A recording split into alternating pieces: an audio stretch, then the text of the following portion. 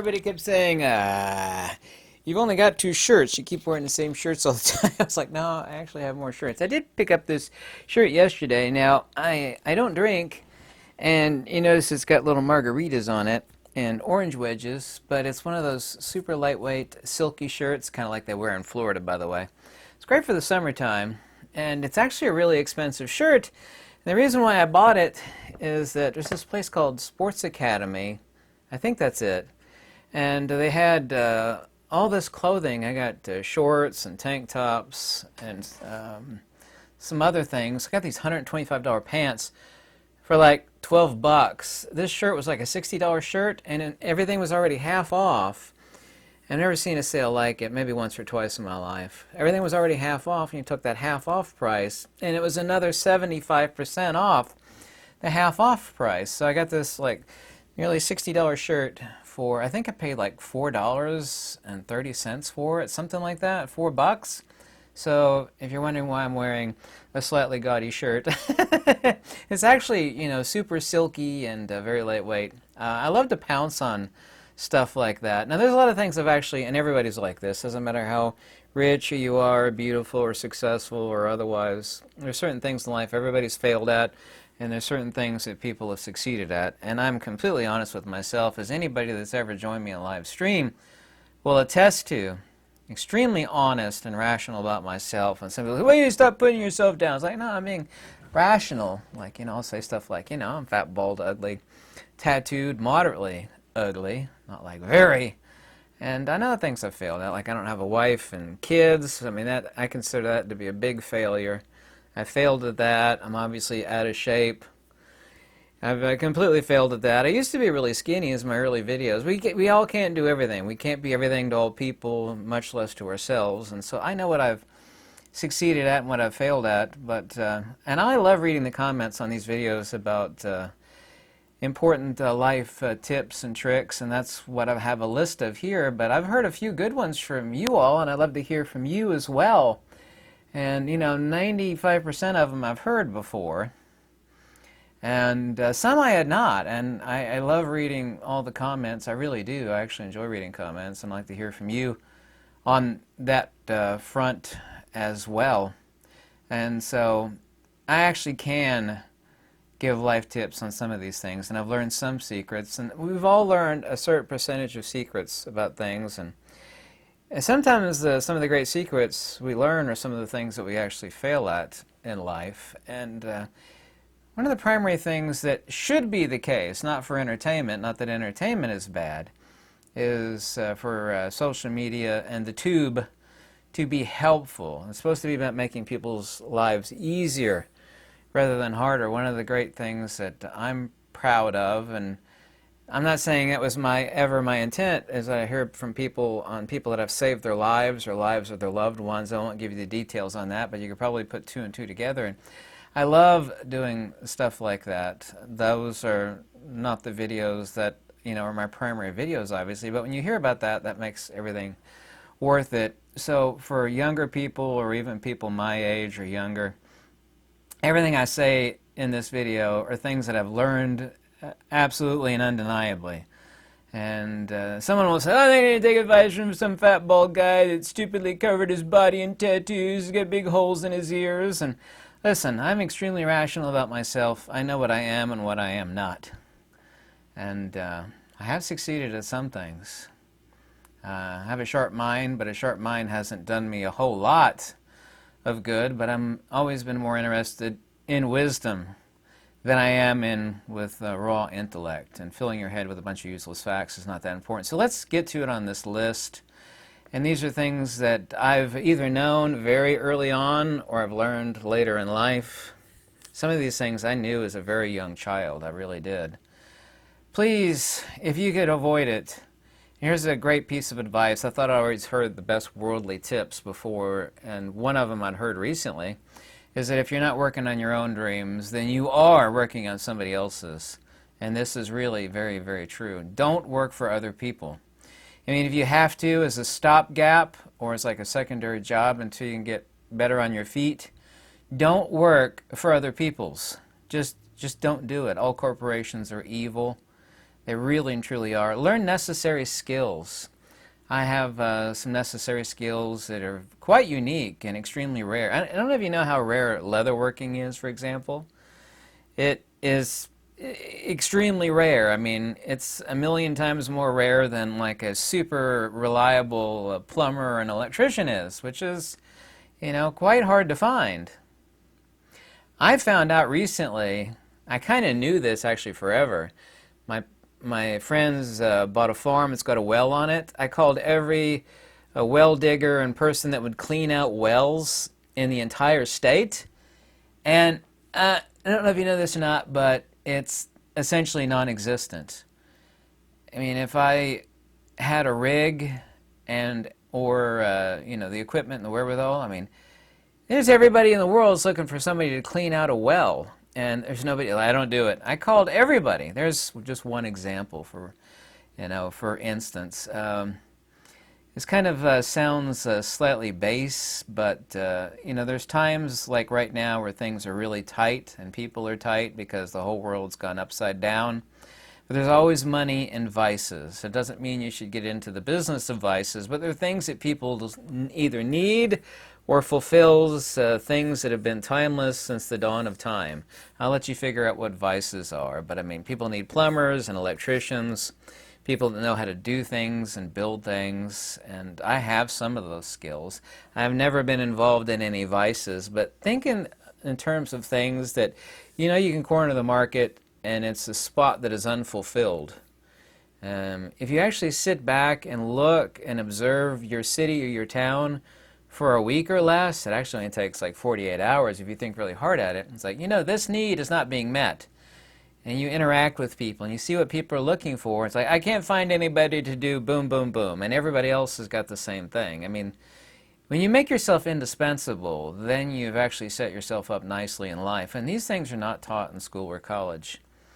A lesson I've learned in my entire life, it's been true 99.9% of the time. I call it learning the lateral. Everybody's kind of like in a waiting line to do something, and you know, they're standing behind person A, B, C, and D, and they're all kind of lined up. There's never any truth if like a bunch of people are lined up for it, it's bad or a waste of time or both. I've always found out the answers are always lateral. I've applied this to nearly everything in my life, and it's always proven to be successful. Learn the lateral or look at the lateral. Don't be like this with your blinders on. Well, everybody else is lined up for this, and I want it too. I'm going to be. The answer is never there. It's just not.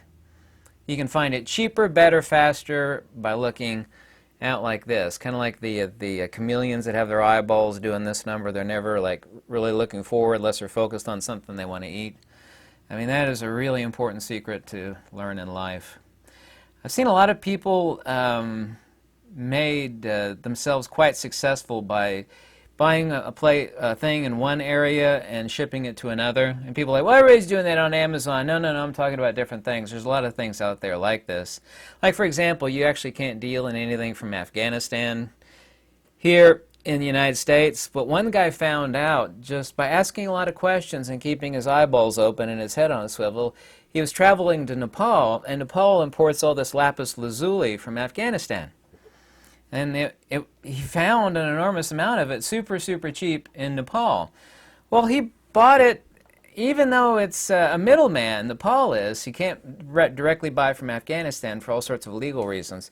He bought it from Nepal and imported it to New York, and he made a fortune off of these big blue rocks. I don't know if you know what lapis lazuli is. I mean, there's a lot of money in importation. I'm talking about legal importation, all the paperwork, yada, yada, yada. Here's something else other people do, is they get money and they think about how to spend it. The best lesson that I was not taught, and I'm sure you weren't either, is that when you get money, don't think about, oh, I just got $50 and there's this neat little thing, electronic piece of trash online. It's $50 and I think I like that. I mean, as soon as you buy it, the instant you buy it, it's worth infinitely less. You can't never get your money back out of it. It's obsoleted within a short period of time. It's trash. Never ever hoard or think about putting any major amount of money unless you truly need it for your workplace to put money into electronic trash. It's just, I call it e-trash.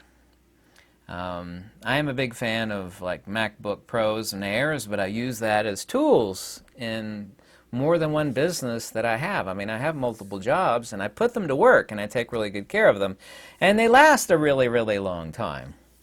So that's actually an exception. Here's a principle also, too, that I found to be 100% accurate, and there's two different types of people. There's more than just two. There are people that hop, if you're like leaping from one paycheck to the next to make ends meet, then you're never ever going to get ahead. Also, too, if you have credit cards and debt and bills and yada yada, I mean, it's another thing aspect.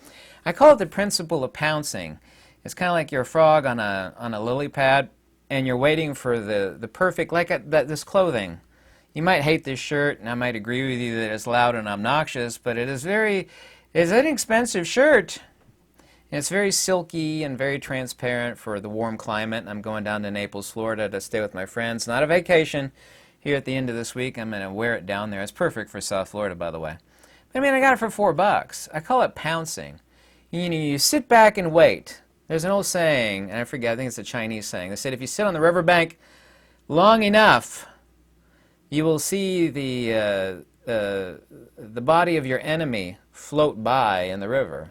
And it's just a saying. And it's the same principle as pouncing, is that if you hold yourself back and you actually have money in reserves, like here is a steal. You learn about a lot of different things, like, wow, that is, boom. You know, you make a move and you pounce on the right lily pad. I mean, there's a lot of lily pads that pass by. It's like, well, you know, I got the money, I got to spend it now, I got it, I really need this. And you make your life more miserable, and I've done that growing up. I've failed at that, and I learned my lesson at that. And this principle of pouncing, you can call it whatever you want, where you stand back in reserve, kind of like a cat or, you know, a cheetah or a lion is looking for perfection.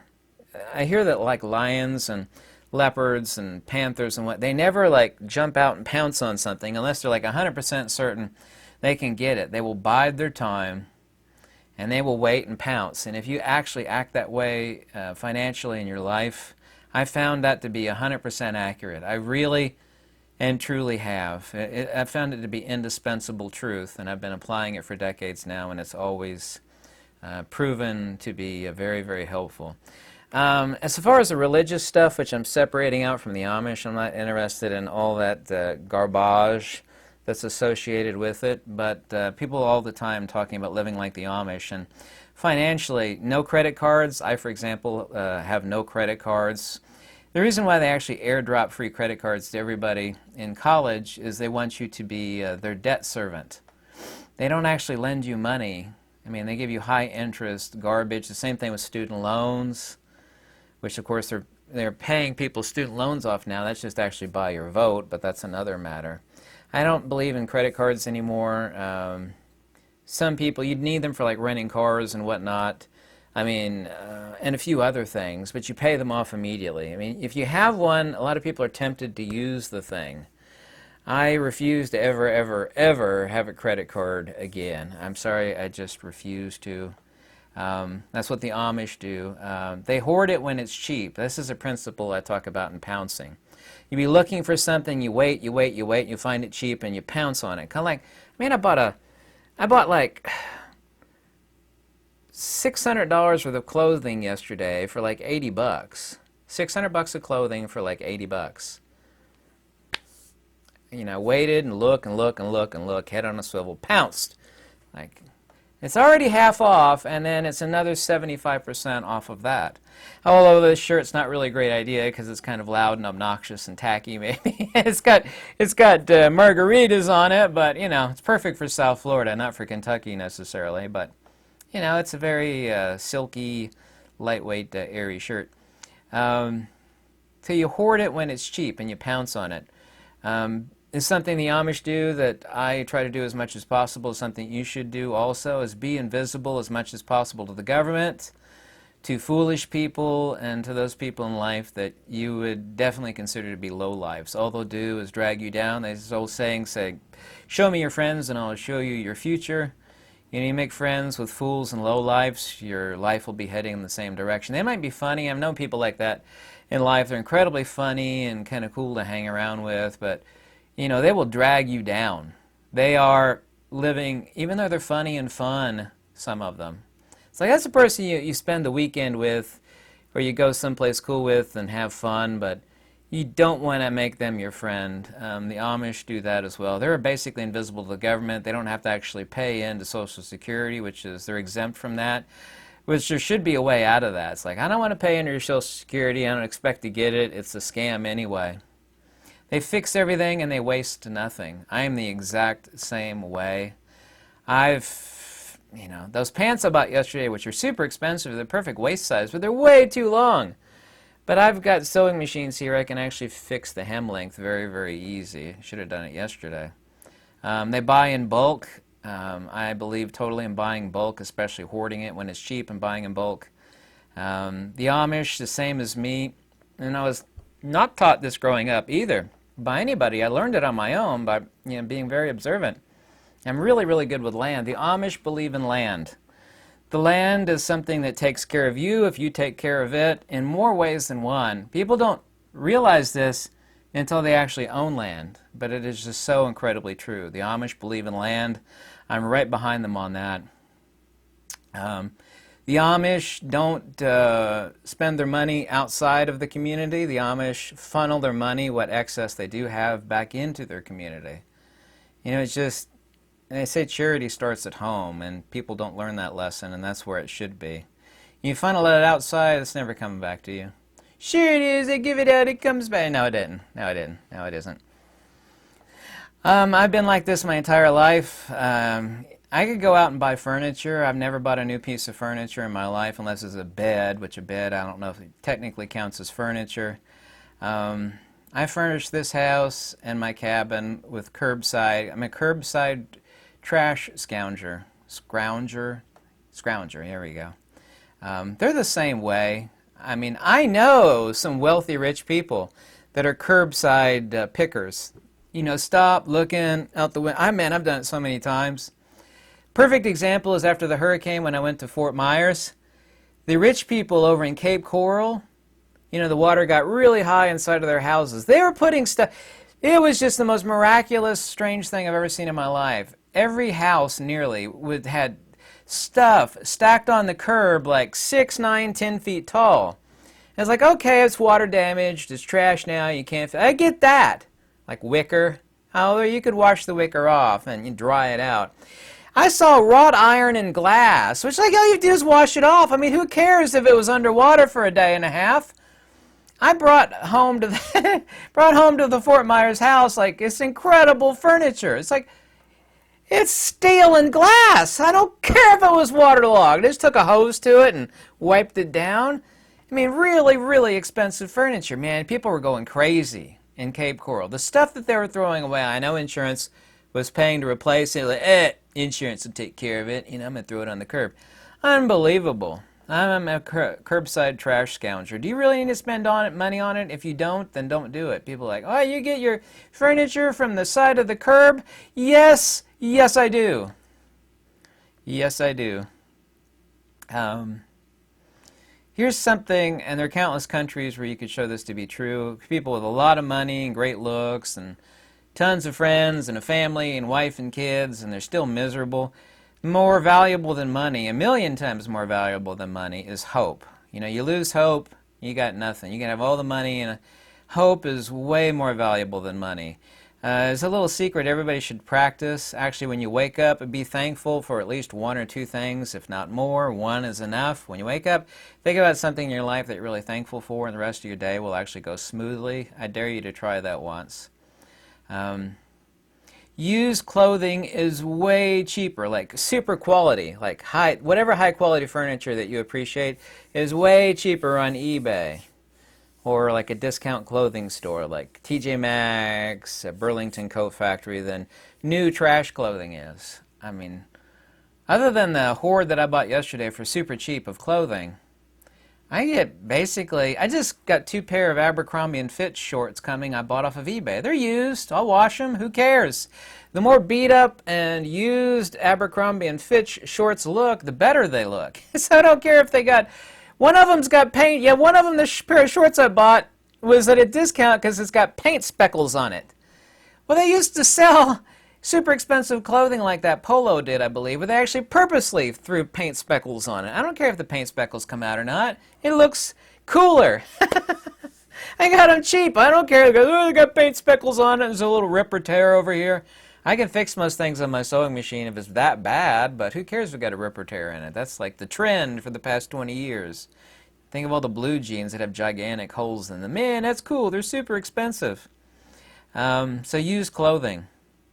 This is something I've followed religiously for a long time. Buy things you will only ever need one of. Like ever. You know it. It's quality. You're going to use it every day or nearly every day. It's like I only ever need one of them. Way better, great way. I mean, there's like 100 things, not literally, maybe 30 or 40 things we need every day that we use every day. If you know you can buy one, it's like I'll only ever need one of these, and this is quality. Psst. Okay, that's marked off your list for the rest of your life. Like the backpack behind me here, it has a genuine Navy, excuse me, NSN number in it. That's basically a military number. It's even got a patch on it that says SEAL Team 7. I've only got one like this. This one's technically used, but it's almost like new. The main compartment is totally waterproof and the super deluxe waterproof zipper. I saw some people looking at a backpack yesterday, and it was way more expensive, this cheap piece of Chinese-made garbage that they were looking at.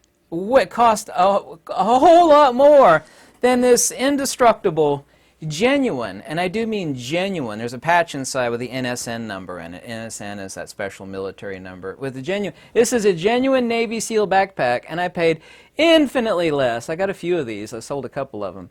Infinitely less, and will last a lifetime, longer than that garbage backpack those people were looking at. That cost a lot more. This thing is just tougher than woodpecker lips. There's a perfect example. You just don't see stuff like this. They don't make them anymore. Company went out of business. They made them for the military, and specifically the Navy SEALs and Special Forces. Quality. Way cheaper. I mean, there's a perfect example right behind me. Land and land and land and land. 90% of tax breaks for rich people, and it applies to poor people as well, come from land. I don't know if you know this or not.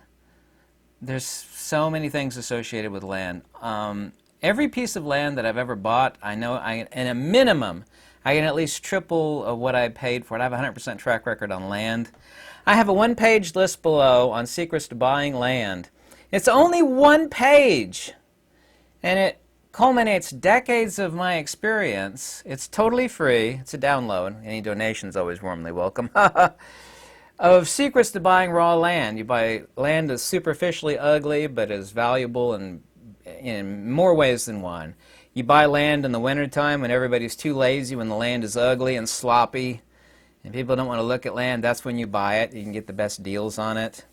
I got it's just one page long, but it's a laundry list of things that will help you buy land. But every piece of land I can get a minimum of triple what I paid for it. There are, if you learn just a handful of secrets about land, I sound like an infomercial, but I'm not, because I'm not selling anything here to you. It's a handful of secrets about land that you would need to learn. You can make more money in a month than most people make in a year. And, that's wonderful. I, right now, am not flipping land. It's like, why aren't you doing it? Well, currently I have a 10-acre farm for sale, so technically I am doing it. I sold 2 acres at the end of last year of my land to a nice guy in Texas. Here's another secret. Never a borrower or a lender be. Never do it. Never be a borrower or a lender. First thing you should invest in, and this is a secret I didn't learn until later in life, but I learned it kind of early, is investing in yourself and your skills. If you make yourself indispensable, then you will always have good paying work. Not just good work, but good paying work. So if you invest in yourself and your skills, and as a result of those skills, you will be indispensable, because people these days, they don't have any skills at all. I mean, they really don't. I mean, they got no skills, and they're too lazy on top of that to do the job. Develop a network of valuable people to be around. This is a sad but ultimate truth, is that you can get a million times further in life based on who you know rather than what you know. You know, that 4-year college degree isn't worth anything. Sorry about that. Never waste life away by memorizing. Learn how to think. Never stress out about test scores or school. I got an F in trigonometry. Who cares? I got a C- in underwater basket weaving. Who cares? You know, I spent many years in college. I mean, I will tell you that I failed at that, but I knew it at the time. But, you know, I was younger.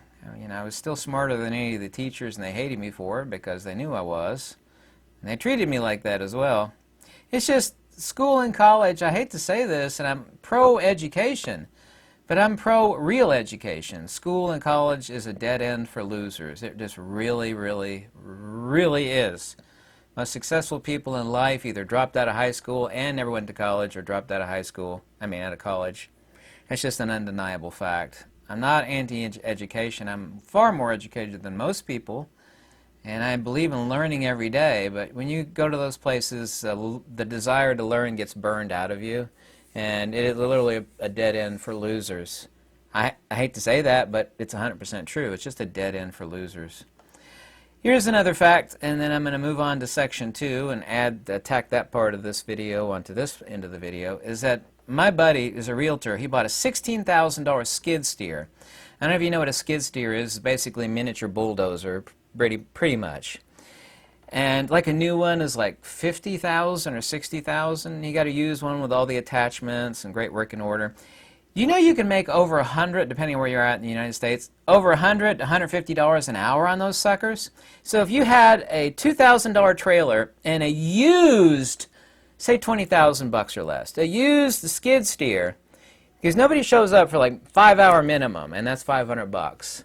You can make more money than most people make driving and learning how to use that little skid steer than other people work at dead-end jobs. You know, yes boss, no boss. It's quite incredible. He actually did some work up at my cabin, was doing some other things. He owed me favors, so I didn't actually pay him for it. He did it for free. But, you know, he's making really, really good money on the side, just doing little odd jobs for people. He shows up with his trailer and his truck and the skid steer, you know, driving it around like a little Tonka truck. Boom. Same thing was true with these patcher machines. This is called a patcher machine. It's a sewing machine.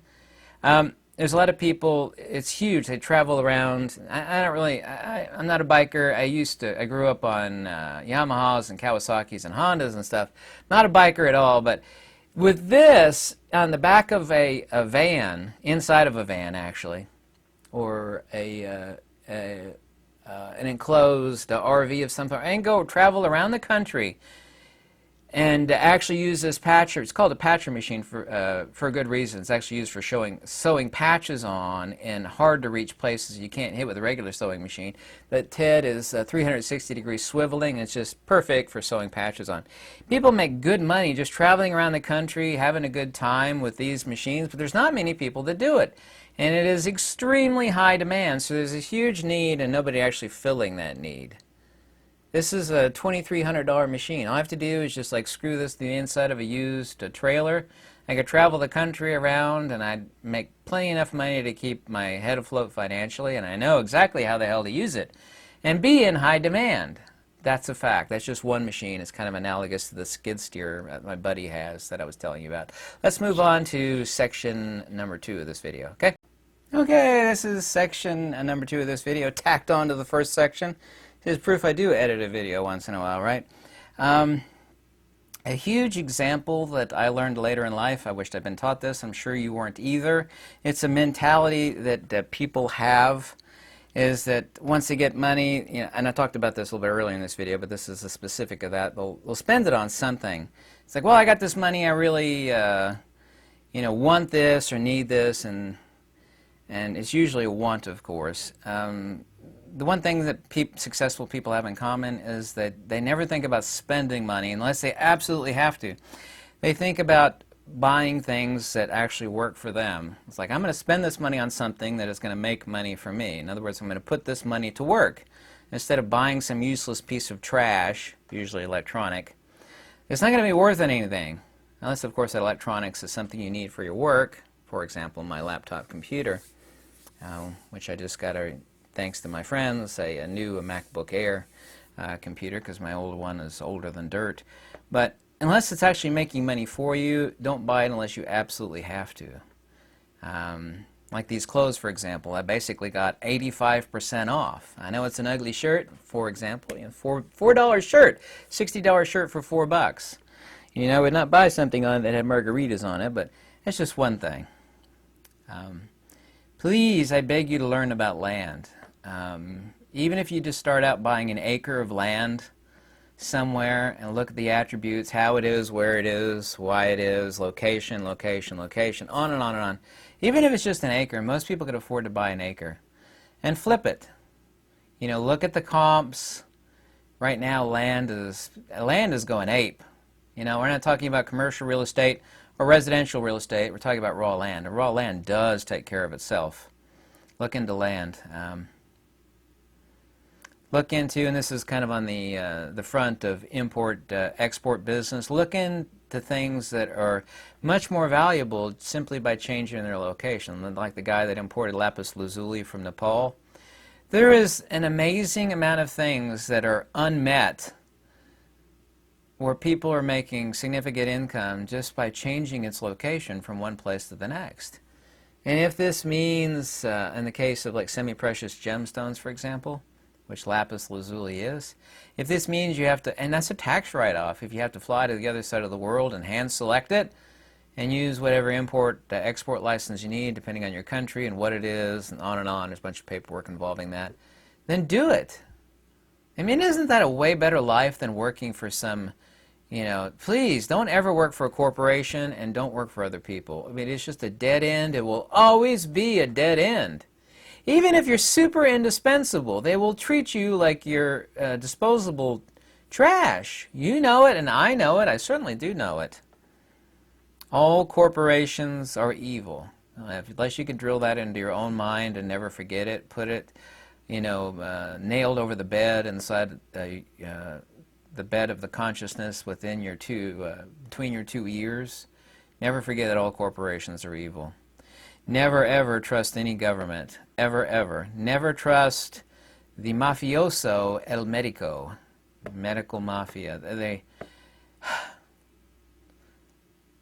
do whatever you want in life. I don't actually ever tell anybody what to do or what not to do, but I mean, never trust these people.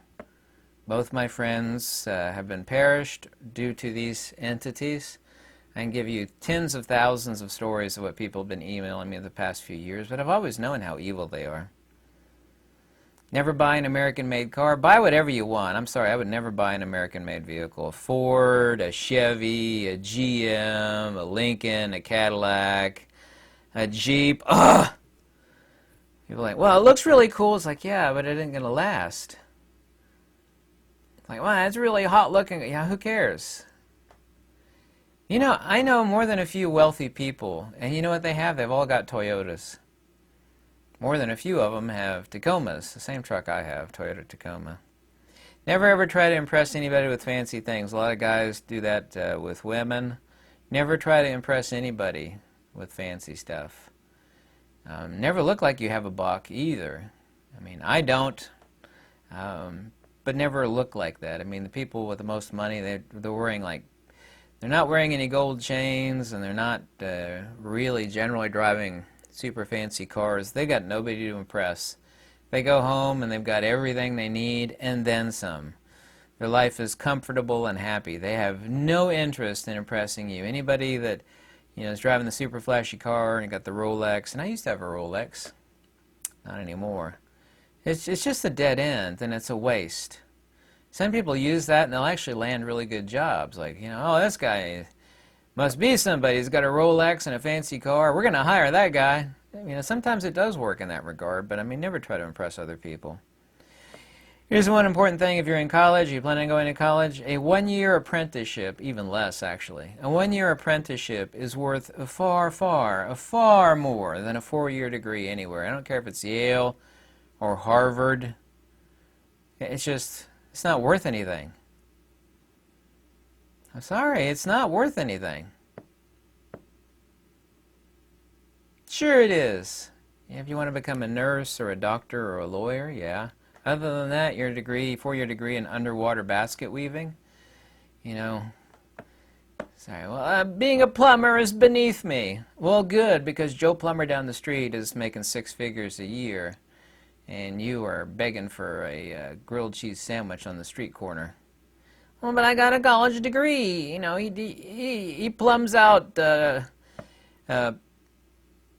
poo-clogged pipes. Yeah, he does, but he's making a lot of, you know, he's able to take care of his wife and kids and has a decent life and has a nice 3-week vacation every year. He's living okay. Everything's okay with him. You know, that degree, you know, degrees, papers are for dogs. Papers are not for humans. You either got a sharp mind and a desire to learn, or you don't. You're not going to get there. I'm going to college. It's like, what about a library card and a strong, strong desire to know, comprehend, and understand things? And having the skills to go along with that. How about that? You know, the library card is free. So all you have to do is you have to have the will and the desire and the free library card. Tell me how much cheaper that is than a 4-year education or a 5-year. I'm going for my postgraduate degree in underwater basket weaving. And equity. Tell me your thoughts on this, but also too any tips or tricks that you've learned. I love hearing about them. I really do, believe it or not. So post them below. And thank you so much for watching. I got a bunch of free content below too, books and articles that I've written. My email's there. People, I don't know where your email's at. Well, it's in the description of every video. Any donations always warmly welcome. I hope you have a lovely week. I fly out to Naples, Florida this weekend to get some dental work done there, and I will be with my friends for 5 days. Not a vacation, okay? So I'll be gone for 5 days, starting this Sunday. Thanks so much for watching. Tell me what you think about my shirt. It's like, that shirt's hideous. It's like, yeah, but it was only $4. You know? It's not the color or the design that I would pick out, but it's very, very snazzy as far as being comfy. Stop talking about your shirt. Everybody keeps saying, you get wearing the same 2 shirts. Put on a different shirt. And then I put on a different shirt, and people are like, I hate that shirt. Go back to the old shirt.